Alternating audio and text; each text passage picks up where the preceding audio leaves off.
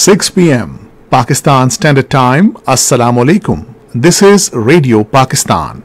The news read by Hassan Gilani. First, the headlines. Prime Minister obtained vote of confidence from National Assembly today. Pakistan and China have agreed to enhance cooperation in all fields to realize shared objectives of benefiting peoples of the two countries. President has called for boosting cooperation with Iran and Romania in all areas of mutual interest. Minister for Planning has set up a steering committee comprising experts from information technology for digital transformation of the country. British parliamentarian Debbie Abraham has urged her government to link its trade agreements with India to its human rights record. First one-day international of 5-match series between Pakistan and New Zealand is underway in Rawalpindi. And now the news in detail. Prime Minister Shehbaz Sharif obtained the vote of confidence from the National Assembly today and commanded the trust of the majority of the lower house as the Prime Minister.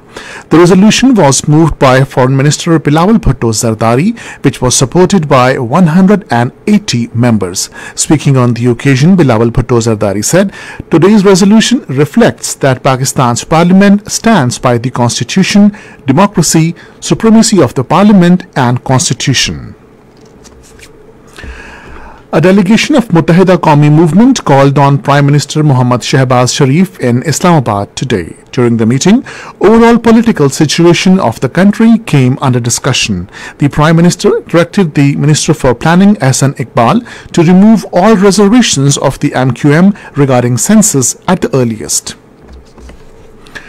Pakistan and China have agreed to enhance cooperation in all fields to realize shared objectives of benefiting peoples of the two countries. The understanding to this effect was reached during a telephonic conversation between Prime Minister Mohammad Shehbaz Sharif and his Chinese counterpart Li Qiang today. The conversation was marked by a traditional warmth and cordiality that has always characterized Pakistan-China all-weathered strategic cooperative partnership. President Dr. Arif Alvi has called for boosting cooperation with Iran and Romania in all areas of mutual interest. He expressed these views in separate meetings with the outgoing ambassadors of Iran and Romania in Islamabad today. Talking to the outgoing ambassador of Iran, Sayyid Muhammad Ali Husseini, the president said that Pakistan greatly values its fraternal ties with Iran as brotherly countries share historic linkages and cultural affinities. He also highlighted the atrocities being committed by Indian security forces against Muslims in Indian illegally occupied Jammu and Kashmir and thanked the Iranian government for its support and stance on the Kashmir issue. In his meeting with the ambassador of Romania to Pakistan, Nicole Goya, the president thanked the Romanian government for its support to Pakistan in granting and continuation of GSP Plus status. Minister for Planning, Development and Special Initiatives Ahsan Iqbal has set up a steering committee comprising experts from digital transformation of the country. He announced this initiative while addressing a roundtable conference on digital transformation in Pakistan in Islamabad today. Speaking on the occasion, the planning minister said that the steering committee will hold meetings every month to implement the recommendations regarding digital transformation. He said that IT sector was the key driver to increase digital exports and hence the government is giving top priority to this sector. Minister for Communication Asad Mahmood has announced approval of a project of 210-kilometer long road to connect Khyber Pakhtunkhwa with Balochistan through China-Pakistan Economic Corridor route. Talking to a delegation of JUIF in Dera Ismail Khan today, the minister said the project costing 1.25 trillion rupees would connect Yarik to Sagu and then Sagu to Yob. It would be completed with the joint cooperation of Government of Pakistan and China. Singh Chief Minister Syed Murad Ali Shah has vowed to provide all-out facilities to the Belgian investors to boost entrepreneurship in the province. He was talking to the ambassador of Belgium, Charles Delog, who called on him in Karachi today. The Chief Minister said that there are vast opportunities for mega projects in public-private partnership sector. On his part, the Belgian ambassador said that Belgian investors are already working in Karachi in baby hygiene and pharmaceutical sector. This is Radio Pakistan. Pakistan has expressed the hope that the Commonwealth Youth Programme will promote cooperation amongst ourselves. Speaking at an event co-hosted by Pakistan and Commonwealth Secretariat at the UN headquarters in New York, Pakistan's permanent representative to the United Nations, Ambassador Munir Akram, said Pakistan looks forward to continuing close cooperation with all friends in the Commonwealth to focus on promoting sustainable and inclusive development. The All Parties Hurriyat Conference says the Modi-led BJP government in India is hosting G20 meeting in Srinagar to mislead the world about the real situation in Indian illegally occupied Jammu and Kashmir. In a message from Tihar jail, detained APHC chairman Masarat Alam Bhatt said the fascist Indian government wants to divert attention from its state-sponsored terrorism and massive violations of human rights. He asked the G20 countries that instead of accepting Narendra Modi's invitation, they must ask him to allow foreign fact-finding mission to IIOJK and resolve the lingering Kashmir dispute as per United Nations resolutions and Kashmir's aspirations. APHC chairman also hailed the recent statement of Pakistan Army regarding Jammu and Kashmir and termed it encouraging and morale booster for the oppressed people of occupied territory.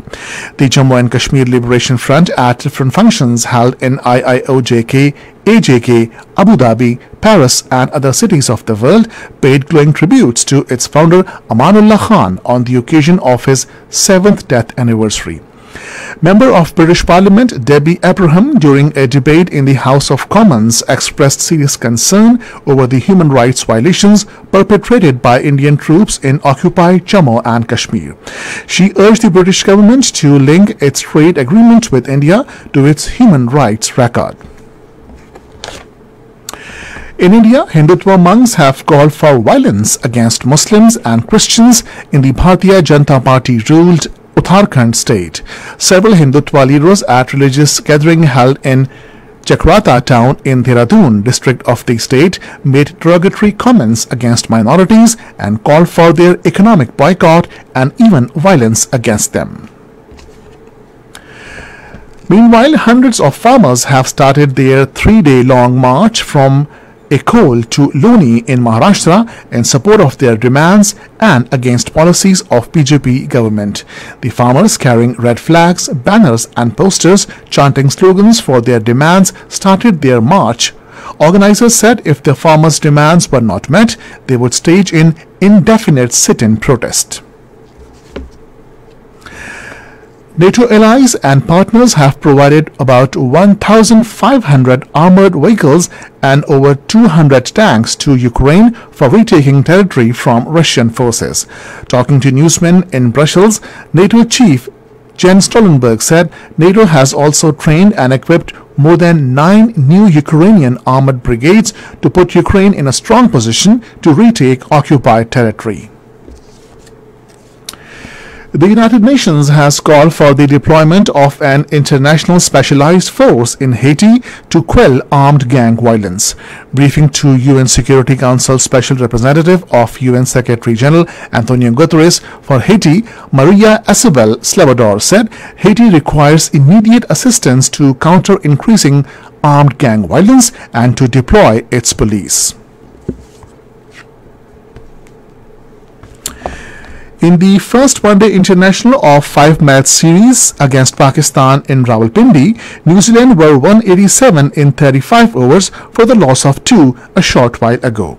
Earlier, Pakistan won the toss and elected to field.